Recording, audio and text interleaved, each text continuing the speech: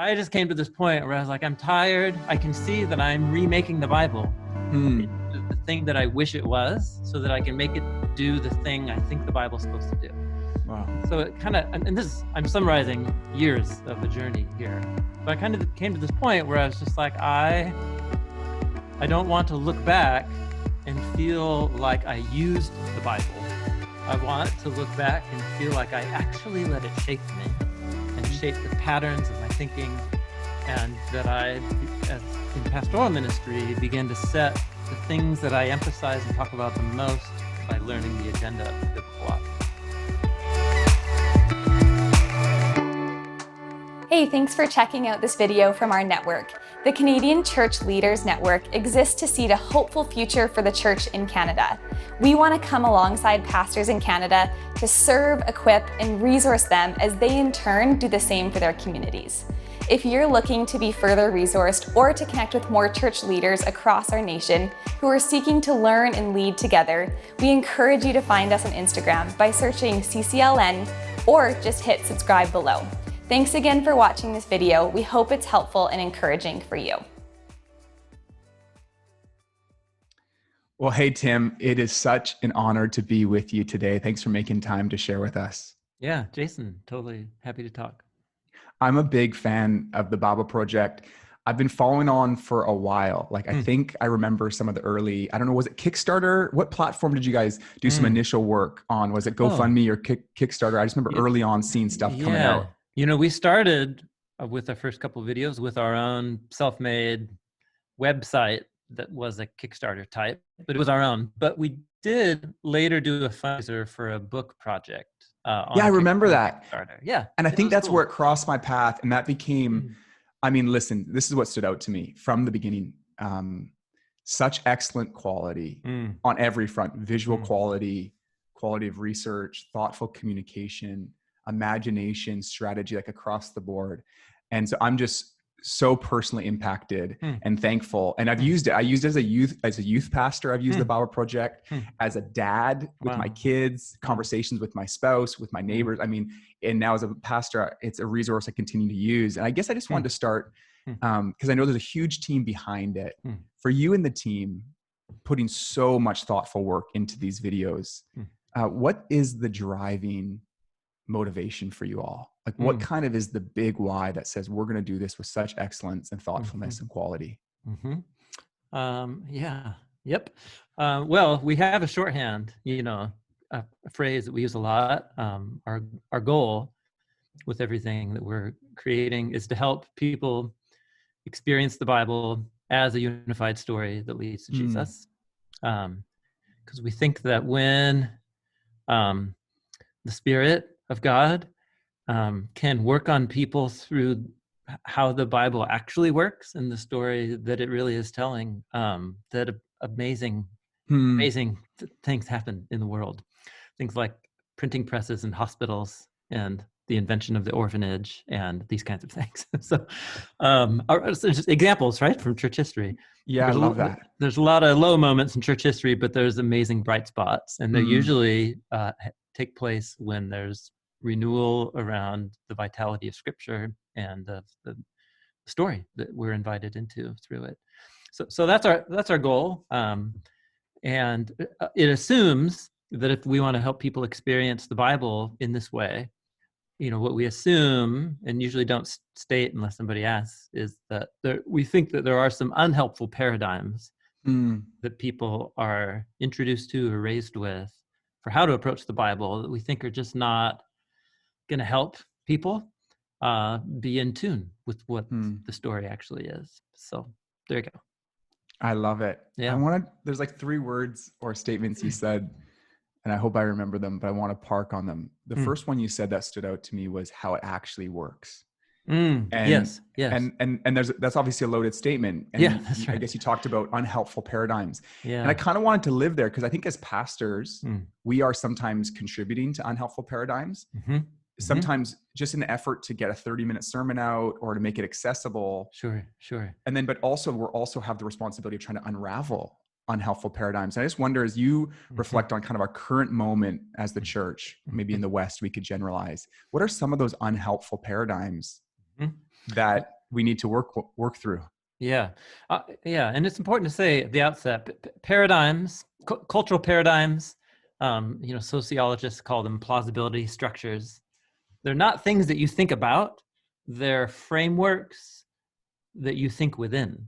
And so by definition, no one is quite intending to perpetuate unhelpful ways of reading the Bible.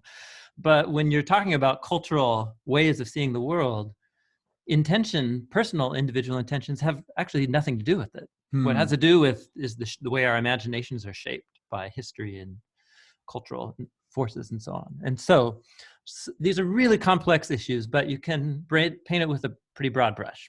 For example, the whole Christian tradition, right across all the different types, have this deep sense that the scriptures should play a role in forming Christian belief. That is what I think is actually going on around the world and what I take to be true, that these texts should shape our behavior and our ethical compass, and that they should connect us in a personal way to the living God, to the resurrected Jesus. So the instincts are all there, like shaping what we believe, how we live, and connecting us to something. The book is a conduit to connect us to somebody. And it's not the only conduit, but it's an important one. And so those instincts are all there, and they have all different kinds of expressions in church history. Where we're at is a moment, especially in the Western Protestant church, where those instincts have been translated into, just what I call less than helpful practices. So I was introduced as a brand new Christian in my 20s, trying to follow Jesus, reading the Bible. I had very little familiarity with it growing up, and reading it in my 20s. And this is like in my first year of learning how to read it, and I took a theology class at a Christian college. And the way that I was taught to use the Bible was I have questions about, is God eternal, and how does God relate to time? Or what's the nature of the human person? And then you treat it like a reference book. So you hear the chapters and verses that you go look up to answer those questions.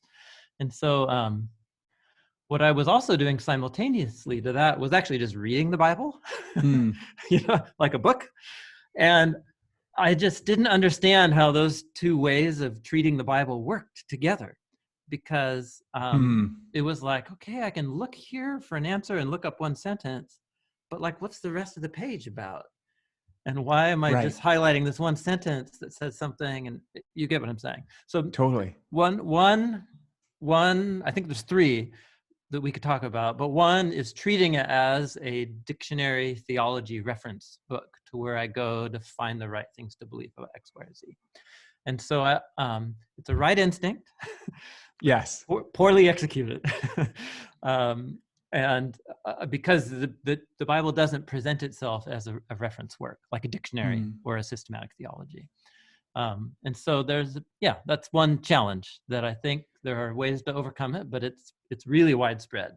I'm guessing you resonate with that. Well, I resonate with it because I think I love the language you use, because you're really giving the benefit of the doubt. Is like, for any of us, whether we have formal biblical education or not, we go into the pulpit as a preacher or into small group as a small group leader, wanting to help people shape their beliefs, frame a moral compass, and these are all noble tasks, and then connect with the living God. Yes. And I know for me, for a long time, the way my preaching, I think I continue to fall back into it, even in an effort to do it in a different way. The genre sometimes and the modes that I've learned ultimately still have myself falling back into that reference book mentality, or like a rule book or an oversimplification. I think you use that word. And so I guess I'm wondering selfishly, like, what's my way out when I've got these, I've got these kind of rhythms built into maybe, totally. I don't know if it's my personal hermeneutic or it's just my homiletic style, but I'm trying to find a way out. And then I also feel like I need to name these things for people, whether they come from outside the church or inside the church. Totally. So the analog to the theology reference book is the behavior manual approach. Right. And it's fairly similar in that, I can isolate certain passages that here's a Christian ethic summarized in a paragraph or a sentence, and do this and don't do that. Mostly the New Testament letters, and then the Sermon on the Mount. and a few other passages of Jesus' teaching. But again, right instinct. But for anybody who's just coming as a newbie, they're going to ask, well, why mostly from that part of the book? There's like a bunch of other commands in this other section of the book. And like, what, you know, do you eat shellfish and pork and like, you know, this kind of thing. So so it raises the question of like, what is my approach here? Like, how do and then we create these systems, usually in denominational traditions, about what parts of the Bible count as the parts you get the behavior manual from. And so, and actually the instinct for the connection to the living God is analogous to both of those. It's the one-liner, it's the chin soup for the soul approach, you know? So you take, it's especially evident in the Psalm, how we treat the Psalms often, because there'll be this amazing paragraph about God's loyal love upholds the skies and it's eternal and as far as the east is from and I'll west. just skip the part though about like bash my enemy's heads and like let them eat gravel and this kind of totally. So what I'm after here is I just came to this point where I was like, I'm tired. I can see that I'm remaking the Bible the thing that I wish it was, so that I can make it do the thing I think the Bible's supposed to do. Wow. And so it kind of, and this is, I'm summarizing years of a journey here, but I kind of came to this point where I was just like, I don't want to look back and feel like I used the Bible. I want to look back and feel like I actually let it shape me and shape the patterns of my thinking, and that I, as in pastoral ministry, began to set the things that I emphasize and talk about the most by learning the agenda of the biblical authors.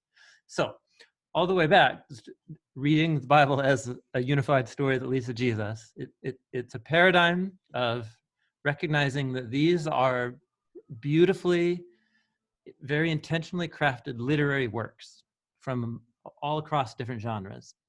And that these, the first three quarters, the Hebrew Bible, these are the texts on which Jesus himself was raised and on which his imagination was formed and sparked.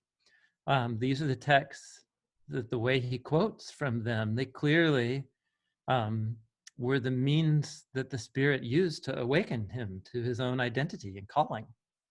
And they tell the story that he saw himself bringing to fulfillment.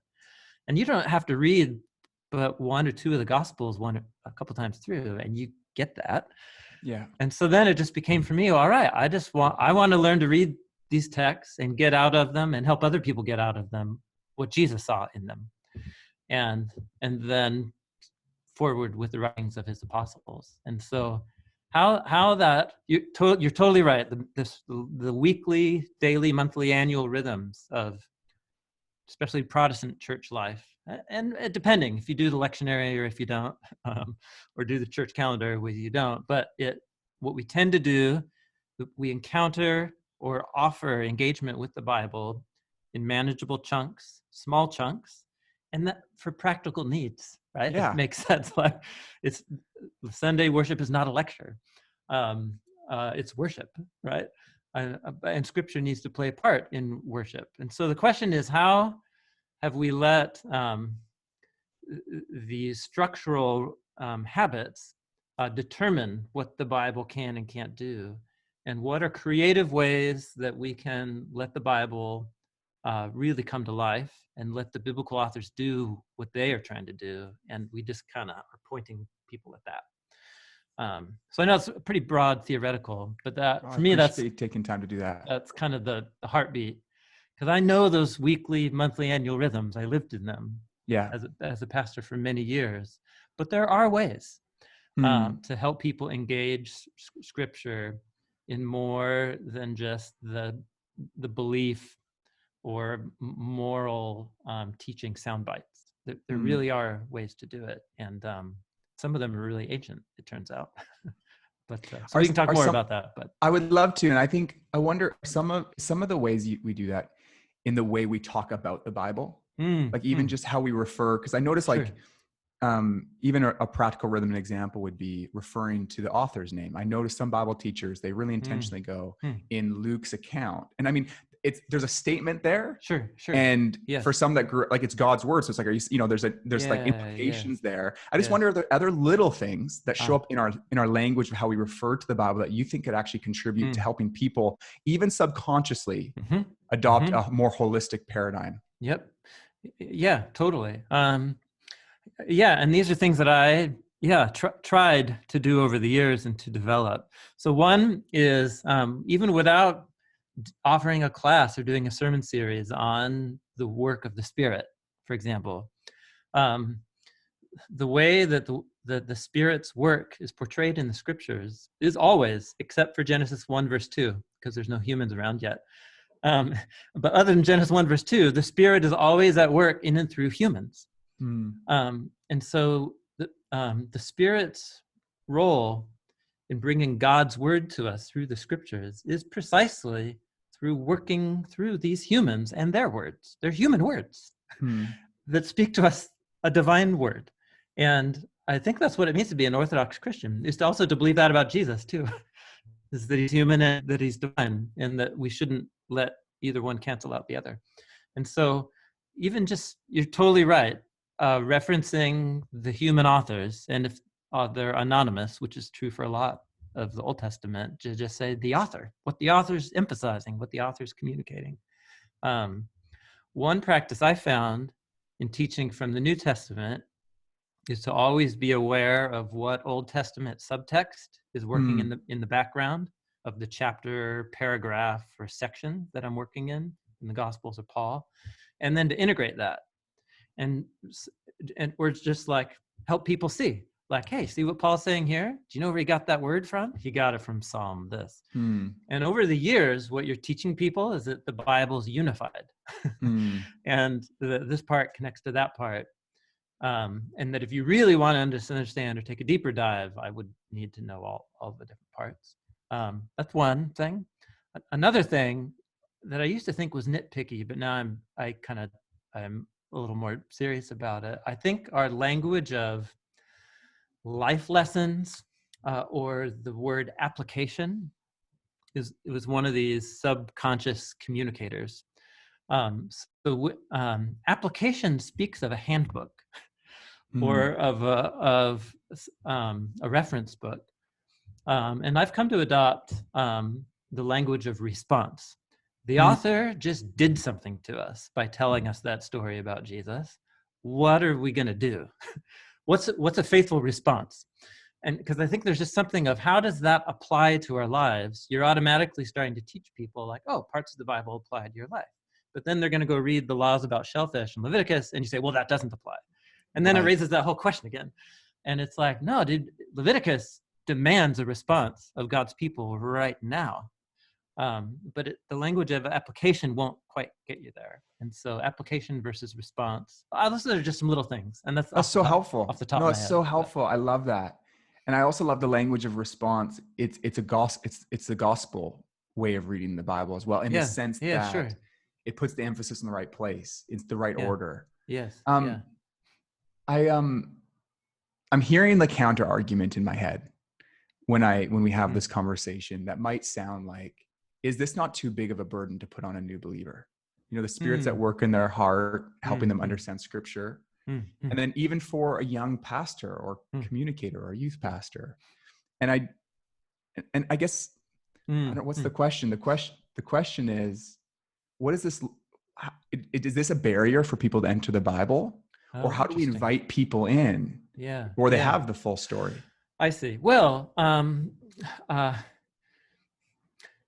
it's not a burden in as much as if somebody's going into church ministry or trying to follow Jesus, they're going to have to reckon with the Bible at some point. I love that word, reckon. Yeah, I mean, you can't avoid it. And even your avoiding is itself a reckoning with it, or choosing not to reckon with it. And so the whole question is what role will the Bible play in my ministry as a pastor? And what role will the Bible play in my life as a follower of Jesus? And it will play some role. And whatever role it's going to play, it's going to require effort. It's going to require effort for me to find reasons or justify why I think I shouldn't pay attention to it. Or it's going to take some effort to learn how to engage in these ancient texts that for 2,000 years, and then in the Jewish tradition, 3,000 plus years, these communities have continued to discover new words, new and relevant words in these ancient texts that speak to us things we would have never thought to hear. And so I'm not unsympathetic to that, but I think my point is that people are already going to be doing something with the Bible. And so we're just trying to help people, like, maybe up their game a little bit or get some better best practices that will actually be more vitalizing as they teach and engage the Bible over time. Very practically, when I'm beginning a journey of helping people understand the Bible, I'm pointing them to the Bible Project, which is interesting. Like, even one of the rhythms in my own life is when I start a new book of the Bible, I often like say Judges was recently. I just watched the Bible Project on Judges. I've seen it before, but it just helps me. It helps me see the architecture of the book and those types of things. If there wasn't a Bible Project, and what would be like the book? Like, I just think I'm trying to get really practical for pastors listening. And there's a new believer or someone who grew up in church with all this baggage on the Bible. What kind of resources or books or thought leaders would you point people towards? Say, hey, this is a good primer to help understand it. Yeah.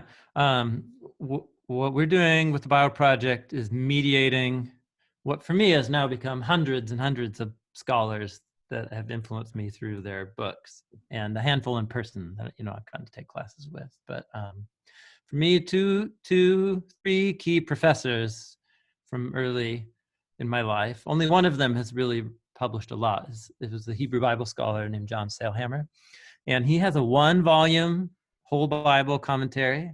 So it's maybe 20-ish pages on every book in the Protestant Bible. And he introduces you to the literary design, main themes and ideas of each section, and how the ideas develop. And if that sounds familiar, it's because the Bible Project, in many ways, is carrying on the legacy of John Sailhammer's work. He had an enormous influence on me. And I've gone to learn on and develop multiple things and say some things that maybe he wouldn't quite say it. But if there's one scholar and he wrote very accessible books. He has a few commentaries on Genesis, but his 1-volume Bible commentary, I went through like 4 of them in my 20s because I would just use them until the spine was broken. And it's like a $13 hardback. I mean, come on. Beauty. I love it. I love it. Yeah. Tell me about the work of making something accessible, because I think someone watching a 6-minute primer on a book of the Bible or theme book, theme study, I know that there are, I don't think I'm exaggerating to say thousands of hours of collective work going into that, tons of resources, to make it feel simple and accessible, like it just kind of happened. Can you talk about that conviction to make it accessible? Well, man, there's a long, I don't want to tell my whole life story, but, I started following Jesus because through an outreach ministry of skateboarders here in Portland. Amazing. A church that actually built a large warehouse skateboard park in their back lot and opened it in the evenings to the community. And you could skate in the park as long as they would shut it down halfway through each night. And one of the staff would tell a story about Jesus, or, tell one of his sayings and talk about it. And to skate the second half of the night, you had to sit through the talk. I love it.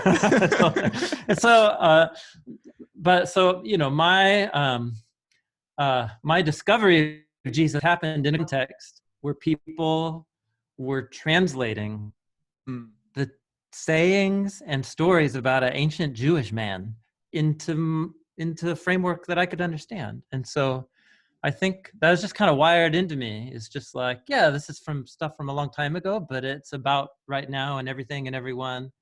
And it makes the sense that it does because it speaks to the universal human longing. And so we all know what that is. Or if we don't, it's because we're in denial. And you should probably see a therapist about that. But let's help people discover what they are longing for and maybe have suppressed. So it shouldn't be, there's a lot that's complex if you want to get complex about it, but at its core, it's speaking to the human condition. So I don't know. That's just ingrained in me from Mm. the days at the skateboard park, is make it real, make it simple, and don't make it too complex. Then I went into biblical studies, and then things got really complex. and I love that beauty and the complexity now. But that's just an abiding conviction that stuck with me, is if I can't summarize it in a few minutes and make it real for myself, I'm not ready to say anything about it yet. Mm. And Can you tell me a so, bit more about the story from discovering Jesus at Skate Church to the Bible Project? I know there's some different plot points. You mentioned studying theology, but just take your time. I mean, I'm so impacted by your work, and it's really an honor to hear a bit more about your story. I think a lot of listeners would love just to know a bit about the plot points that actually, until you got to a place where you're full time creating this content like this. Yeah, sure. Yep, totally. I mean, I know I ended up there because of a tangent from your question about how do we make the videos, but there you go. This is how conversations go. Take me there. Yeah. So, that the community around that skateboard park was really remarkable. It was skateboarders, people really embedded in skateboard culture. And that was my life, my world in my teens and early 20s. But it was also a really tight-knit community of people who loved and served each other in these types of friendships that I had just never witnessed before. And what I now know to call it is agape, the Greek word for love. It's Christian love, people loving and supporting each other. And it was just like, wow, people live this way. And it was amazing. And so there was a Christian college across the street. And so a group of friends and we had all started following Jesus around the same time through that skate park ministry. And two of them, and so if you got involved with the park, you're sharing your story, you're giving one of the talks, and for me, I was asked to start teaching the junior higher Bible study, like junior high skateboarders. And I'm like, I don't know what to say. That's a tough audience, man. That is a tough crew. Yes, this is where I cut my teeth, how to communicate anything about the Bible is with junior high skateboarders. And so I didn't know, and I had two of those friends started taking Bible classes at the Christian college across the street called Molten Loma. And so I signed up for classes. My first one was like a systematic theology class, and I was like, it was hard, to be honest. It wasn't a great first experience. But then my second semester, I ended up in a how to read biblical literature class. And Ray Lubeck introduced me to the wonderful world of art and philosophy and literature, and how to appreciate the beauty and artistry of texts in general, but especially ancient Jewish biblical texts. And I was just captivated, man. Wow. And there you go. I was hooked since then. And so biblical studies, and then that group of friends and I signed up for Greek and then Hebrew. And for me, it was just pure joy and discovery. And it was like, I'm being taught how to read these texts the way I think they're designed to be read. And even before I could learn Hebrew, I was feeling like, man, I get it. I can get it. Like I can read these texts and like get what's going on. It felt so empowering. But there also were complexities. I didn't understand why when Paul and Jesus quote from the first 3 quarters of the Bible, but the words are different, or the conclusions they come to are really different than maybe anything I would see in that passage if I just read it. And so I was like, what's that all about? And then I learned that there were multiple versions of the Bible in Jesus' day, in Greek and Aramaic and in Hebrew. And dude, I got sucked in big time, like mega vortex. And it wasn't it wasn't a faith crisis, but I was coming up to the edge of my paradigm, kind of like in those movies where I just watched the Lego movie with my boys. I don't know if you've seen the Lego movie, but it's like that one Jim Carrey movie, Truman Show, where they don't know it, but they're all of a sudden realizing they're living in this constructed world, and they hit the wall of it. And so I was discovering the complex manuscript history of the Bible. It's complicated. And my concept of what it means for this book to be God's word, I hit this wall.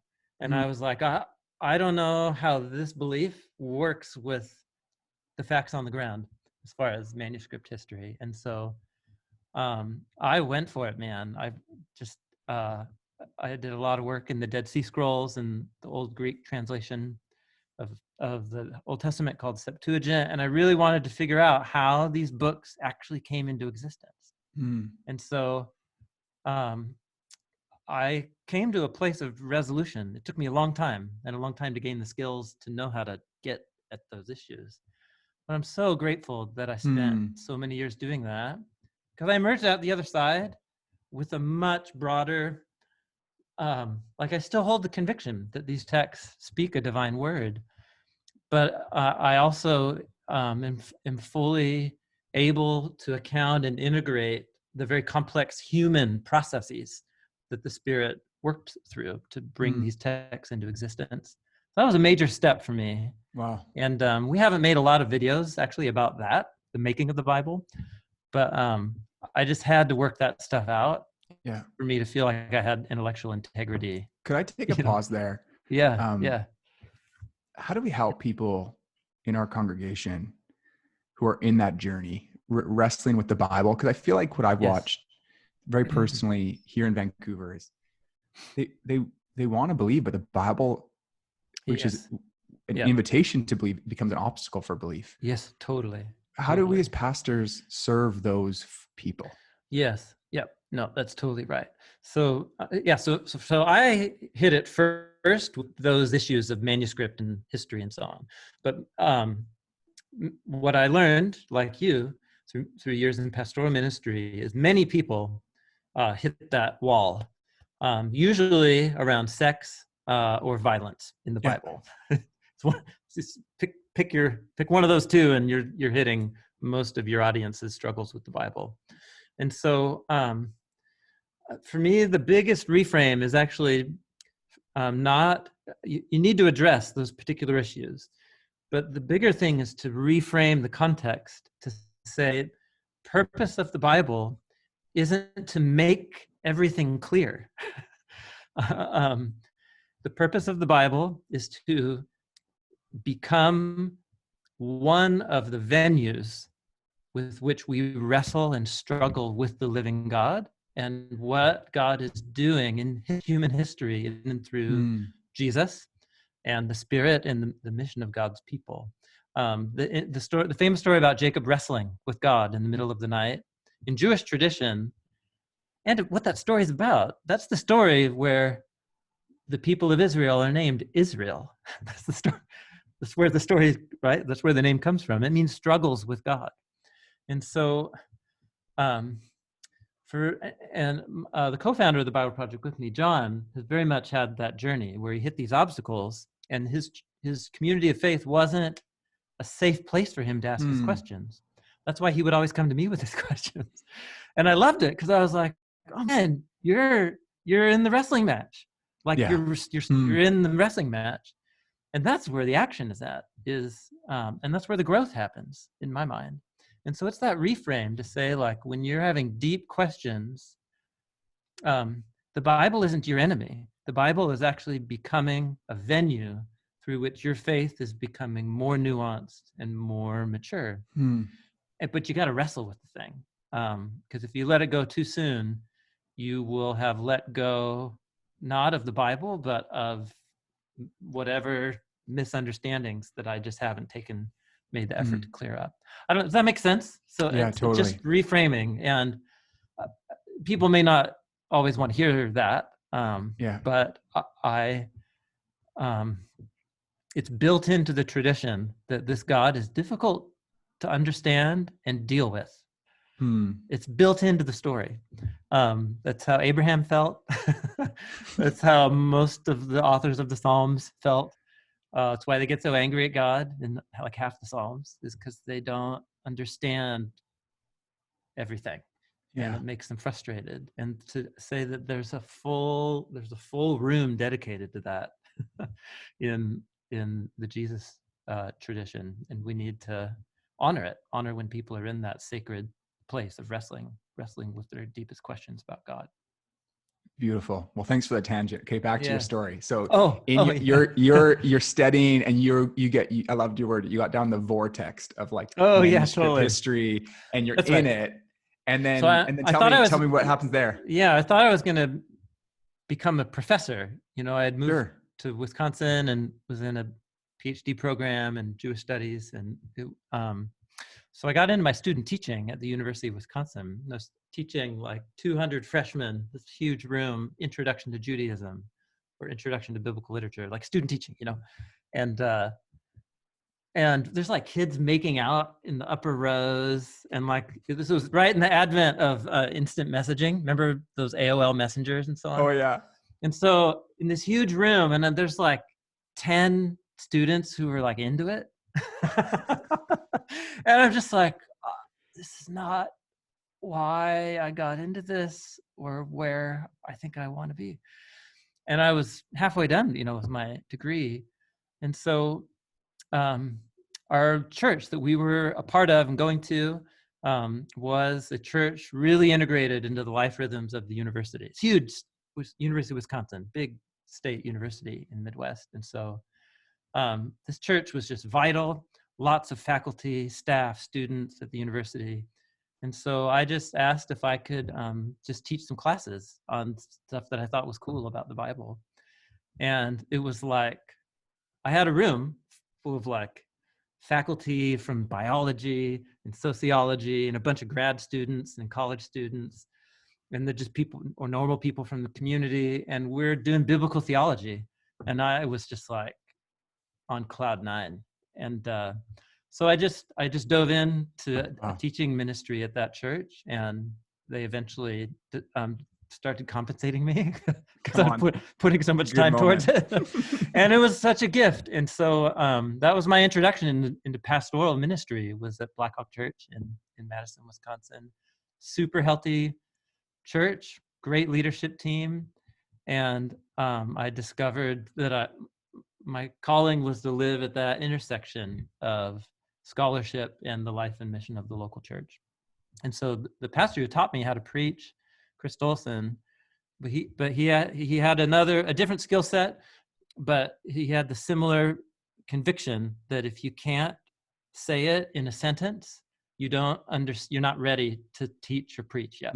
If you don't have if you can't say it in a clear sentence that makes sense to everybody. And so he was my mentor in that next phase of my life as a communicator. And that was formative. That was just such an amazing season of life. And so then that kind of launched me into pastoral ministry, and I thought, I'm just going to be a pastor and then be a nerd, a pastor. And then there was that phase in the early 2000s when the model was, I'm going to be like hip urban pastor. Yeah. And so I tried that for a while, and that didn't work very well for lots of different reasons. And so then I just kind of became like, I'm just nerd pastor, and that's okay. And so anyway, so that was my journey. So the BibleProject was a total surprise, where a friend from the skate park who had stayed in Portland when I moved back to Portland, he pitched the idea to me. Wow. He had started an animation company making short explainer videos, mostly for tech clients. And we had stayed in touch over the years. He was a persistent question asker. And the way he asked questions, always like, wow, I never thought to think about it that way. And so we liked talking. And so he was the one who pitched the idea of starting the BibleProject. Yeah. That's amazing. Yeah. And did you have any idea that it would have the scope and scale that it does today? Oh, no. No, of course not. No, I don't think we still do. Okay, I know that you're not going to enjoy this question, but I want to ask it anyways. Can you help just unpack the scale of reach of the BibleProject right now? Like just languages. Oh, sure. Like I know just you probably don't want to talk about all the numbers, but I think it's it's pretty special. No, it's so evidence of God's hand on it. No, it's pretty remarkable. So we have a library of 150 videos now. We started also filming small classes that we produce into free online kind of seminary level Bible classes. And those resources are being translated into about 29 different languages now. Wow.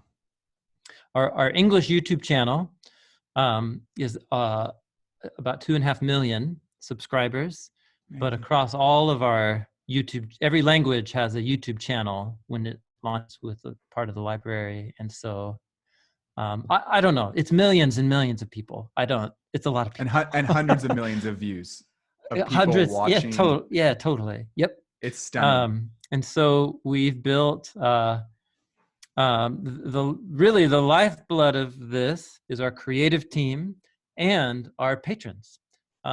We have about 15,000 dedicated patrons who give an average of $23 a month. And that number, obviously, we didn't start with that. We grew, with 27 and then 318. In fact, there are some videos from early in the library where John and I'll get on and be like, hey, 318 of you helped us make this video. Yeah, that's so good. But for some reason, the mix of talents and unique life stories has resulted in the creation of this stuff, these resources that just connect with a lot of people and speak to a need that people actually want to be interested in the Bible if there was that first few steps of somebody showing me how it works. And so there you go. That's what we're trying to do. So exciting. Yeah. It's so exciting. It's pretty cool. And I think it honors the Bible, but it honors God, because there's something you guys do where it doesn't feel like commentary on. There's not quote unquote application. It's like the imagination I have about what you guys are doing is you're lifting up the book, inviting people into it and letting it do its thing. Is that fair? Totally. Like, no, that's exactly right. Up. Totally. And it's like a faith position almost. It's like I'm betting on its power if we can just invite people into it. Can you speak to that invitation? I think it's a brave invitation, because you're saying you guys hit some topics like even the spiritual beings series you did. You're kind of like, this is weird stuff. Come on in. Come on into this mix. I just feel like there's this cool thing you're doing that's saying, we're not going to we're not defending this. We're inviting people into it. I don't know. Maybe you can speak to that and clarify what I'm getting at. No, yeah, that's right. It's, we're not trying to convince anyone. So we don't take an explicitly evangelistic tone. People will often notice this when we'll say something like, well, Jesus claimed this about himself. And whereas most people, what they might think is, well, if you're a Christian and you're making media to help people understand Jesus, you should just say what you think. Right. Jesus is this. And so that's like the difference, is where I'm betting on the fact that Jesus is a big boy and he doesn't need me to defend him, but he has called his people to tell the story. And the story does its own work through the mysterious power and work of the Spirit. And that's exactly right. We're just trying to tee people up to just remove the obstacles so that people can have this fresh encounter with the story and the message of the scriptures. And something happens, man. It's really remarkable. It's like these texts actually speak a divine word to people when they can hear it in their own categories. So that's right. You're sniffing out an important value that the Bible provides its own persuasion. It's kind of liberating, isn't it? To kind of not carry that on your shoulder as the communicator. Yep. Yeah, that's completely right. And I think I stumbled upon that just as my temperament. And I don't know, maybe it's growing up in Portland or in skateboard culture. I just, the moment I'm feeling someone turn on the rhetoric and trying to convince me, and whether or not you really think they fully believe what they're trying to sell you, I don't know. My defenses go up. And sounds very Canadian of you, actually. Oh, really?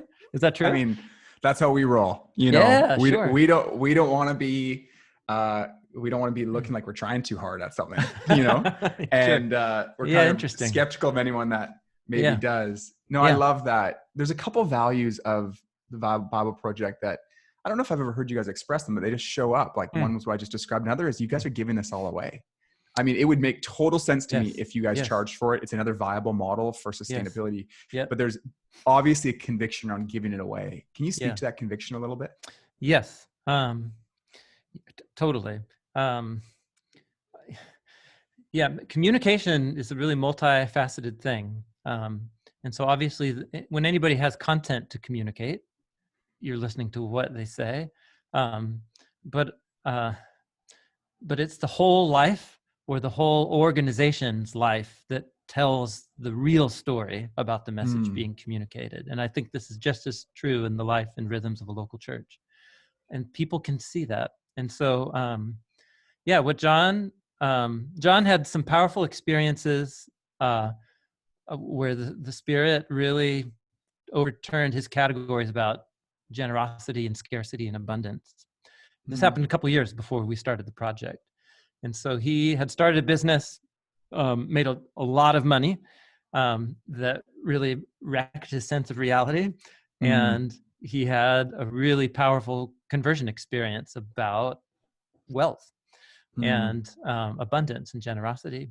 And so he carried that with him. And the moment he was John's idea that, man, what would be rad is for lots of different reasons, if we could actually communicate the biblical message of generosity by how we actually structure the whole project for the idea.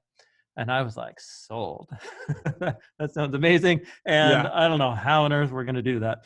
In fact, the guy who's our executive director now, Steve, who was a mentor for John in that season of his life and still is. Now he's a mentor for me too. His first response when we pitched the idea to him was like, it's a beautiful idea. Come on.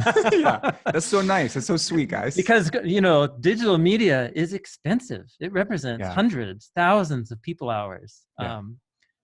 Lots of money goes into creating well-produced animated, illustrated media. And so it was a crazy idea. But, we raised money. John put in some of his own money to get some first draft pilots that we could start showing to people to raise some money to finish just the first 2 videos. And it was a small circle that helped us pay for those first 2 videos. But then the moment we released them, we raised the money for the next video like in 2 days. And then that just kept repeating itself. And so the medium's the message, there's lots of reasons behind it. We want to remove all obstacles, including a financial one, but there's something that there's a real joy for us in being able to give it away, not because it's free, but because it's already paid for. That's what we mean by free is already paid for. And like it's such a beautiful image. To me, it's a daily reminder of getting to work on this, that it's already paid for. It's like a living icon of the gospel in my own life. The fact that I get to do this every day is because it's been covered by the generosity of God's people. And so, yes, there you go. I could obviously. That's stunning. I'd love to talk about it, but that's the basic idea. I appreciate you sharing that. Yeah. Just before we jumped on, you shared with me just how you've been reflecting on the Sermon on the Mount and this idea of integration, and integrated life. And I just would love to hear some of those reflections before we sign off for today. Yeah. Thank you. I know I'm not alone in this. Through years of pastoral ministry, one of the main roles, whether it's a teaching role mainly or some teaching, but then also just a lot of personal spiritual guidance and shepherding, the scriptures are a key ingredient. They're a main vehicle of helping guide and shape people. And that's a very sacred and important role, to be a mediator of the scriptures into the lives of people.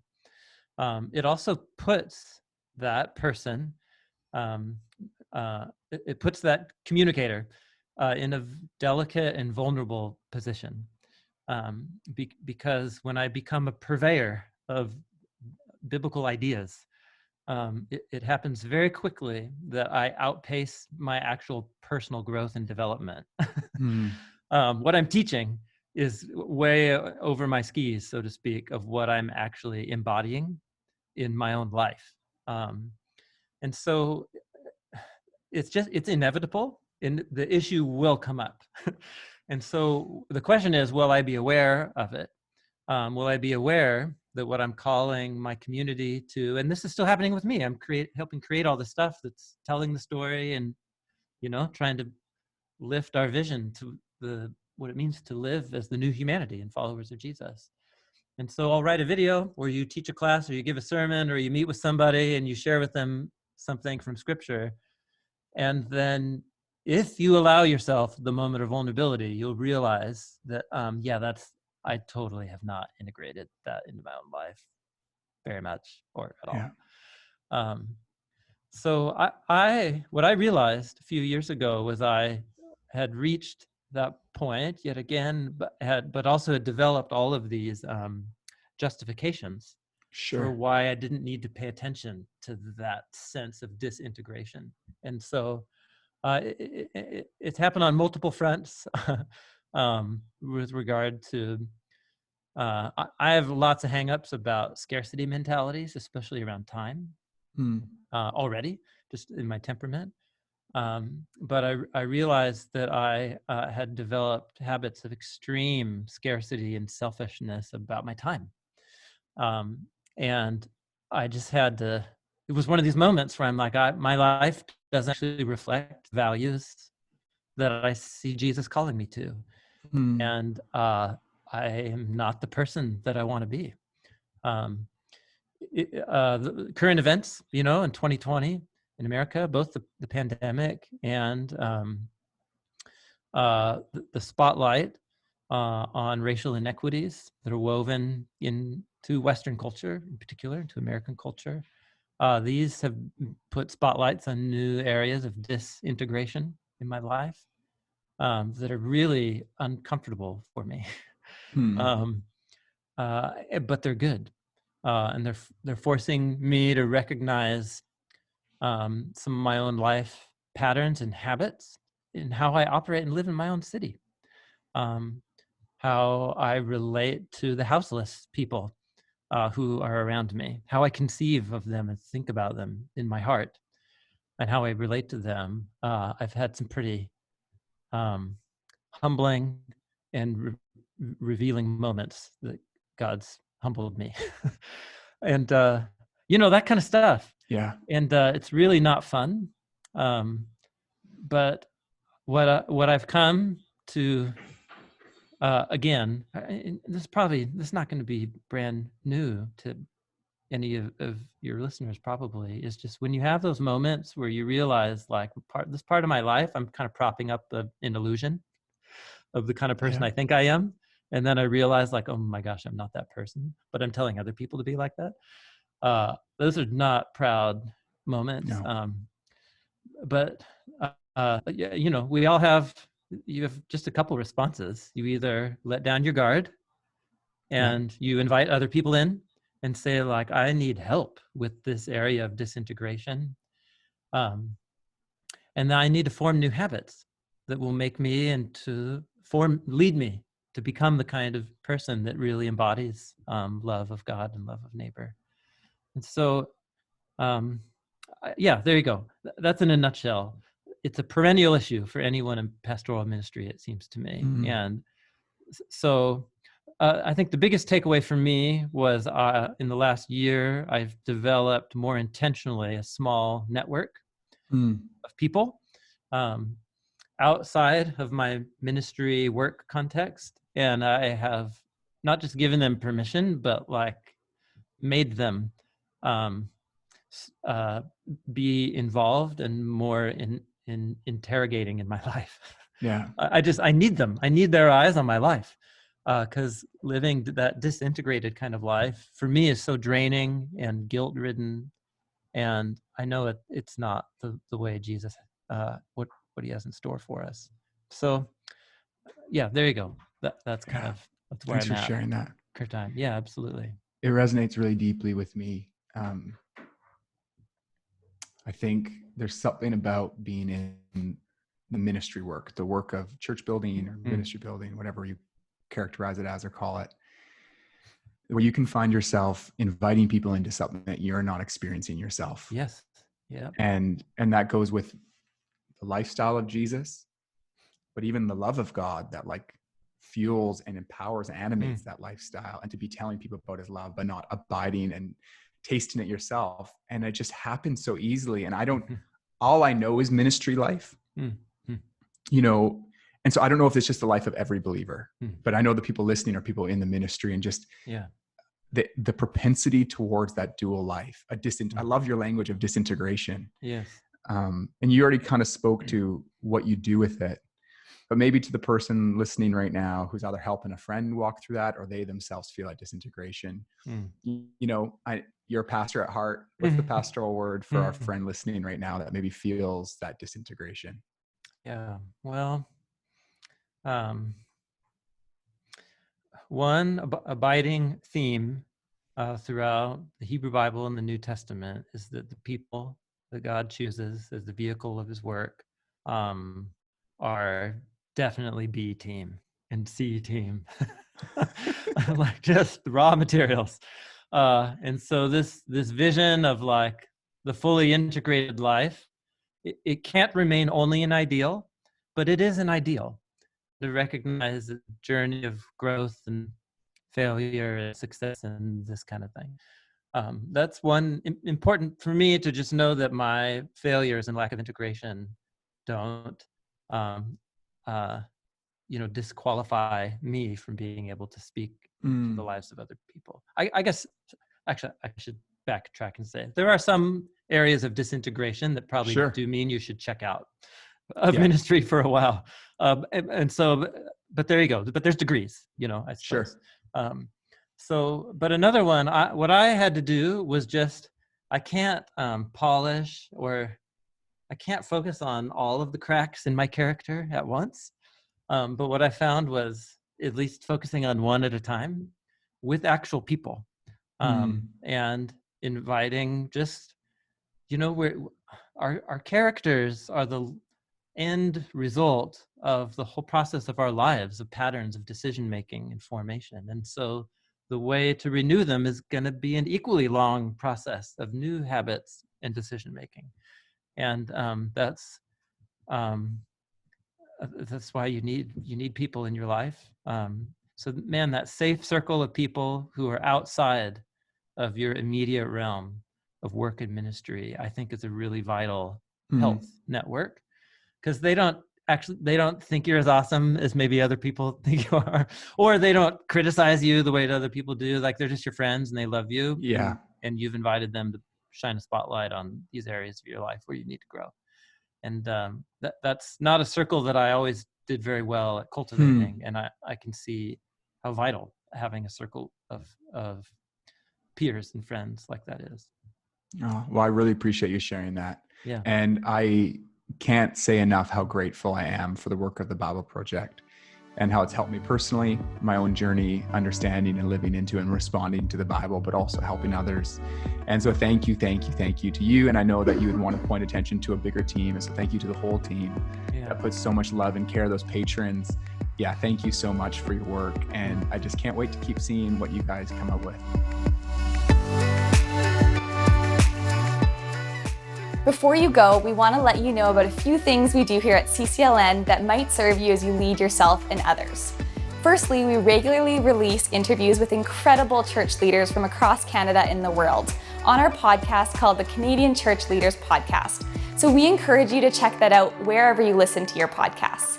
Secondly, we send out a monthly newsletter with the best resources, podcasts, books, and articles that we've put together for leadership in the Canadian context. If you want it sent straight to your inbox each month, head to ccln.ca to sign up. Lastly, we run a 2-year program called the Church Leaders Incubator, created for young pastors to strengthen their character and ministry for long-term, effective senior leadership. If you're leading a church in Canada or on a trajectory to do that one day, we would love you to consider applying this year or the next. You can learn more about it on our website. Well, thanks again for checking this out. We love you all and are cheering you on. Bye for now.